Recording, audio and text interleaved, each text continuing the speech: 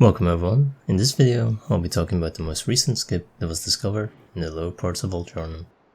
I'll be talking about what we are skipping, how the skip is possible, and how it is performed. So without further ado, let's get into the video.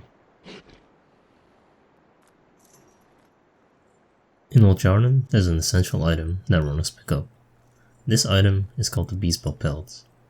It's one of the most important items in a speedrun.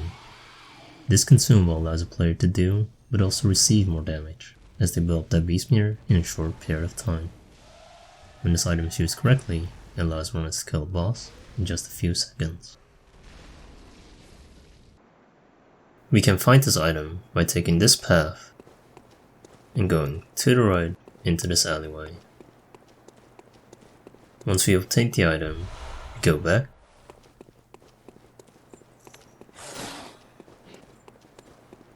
and go left around this building and past these enemies.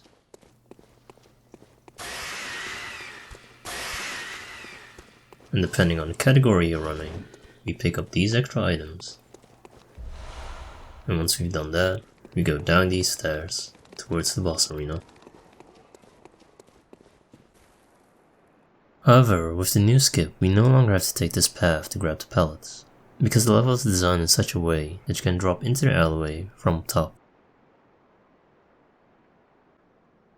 By dropping into the alleyway to obtain the item, we are able to skip the wolf on the building that normally tries to ambush the player when they pick up the pellets. This is why the skip has been named the Spiderwolf skip. So how does dropping into the alleyway to pick up the item save time, considering how high the drop is to directly make it back up top? This is where we make use of how the game keeps track of the character's position. In Bloodborne, your position is constantly being tracked, but there are a few exceptions that stops the game from doing that.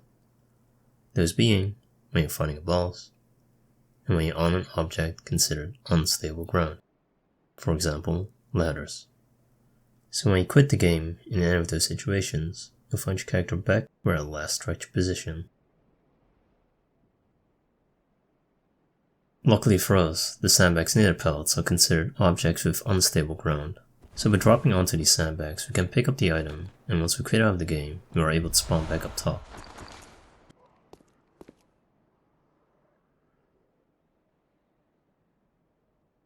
However, picking up the pellets like this is very precise and inconsistent. This is because you have to stand really close to the edge of the object. This will often result in your character sliding off and hitting stable ground, meaning you wouldn't be able to spawn back up top. A much more reliable method is to use these high stack sandbags. By performing a charge or two off of the sandbags, our attack gets cancelled. This will give us just enough forward momentum to land from one object to the other. And because our attack gets cancelled, we are now briefly falling, which allows us to pick up the item.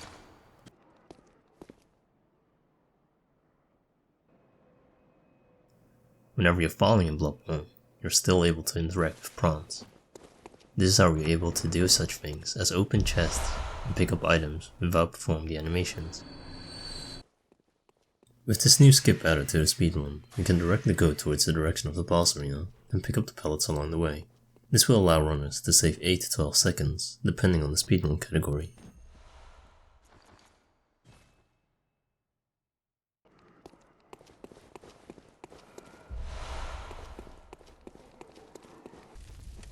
I hope this video gave you a better understanding on how this new skip works, and thanks for watching.